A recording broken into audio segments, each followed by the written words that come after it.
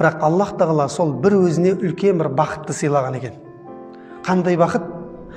Бірде бір рет сәжде қылмастан жәннатқа кірген сахаба екен.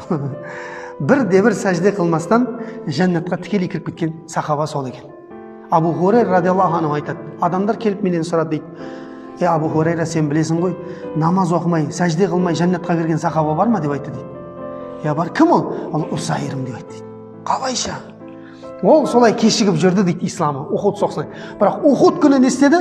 Ухуд сайқасы күні пайғамбар саллаллаху алейхи ва саллям жанына келді: Ей Алланың елшісі, мен істеп жүрген нәрселерімнің барлығынан тыйылдым. Мен қазір саған исламды қабылдаймын алдыңда. Және Алла жолында соқсам деп айтты дейді. Сөйтіп келді де оның исламды қабылдаған ешкім де білмейді дейді. Пайғамбар саллаллаху алейхи ва саллям шатырына кіріп исламды қабылдады да шықты да соғысқа кіріп кетті дейді. Меккелік мүшриктермен қарама-қарсы. Сол соғыста шахид болып кетті дейді.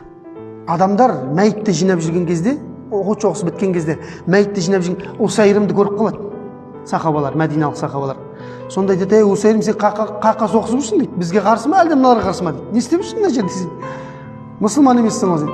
Жоқ, мен бүгін Аллах тағала маған нәсіп етіп исламды қабылдадым дейді. Сөйтеді де соңғы демін алып сол жерде қайтыс болған екен Усайрым деген сахаба.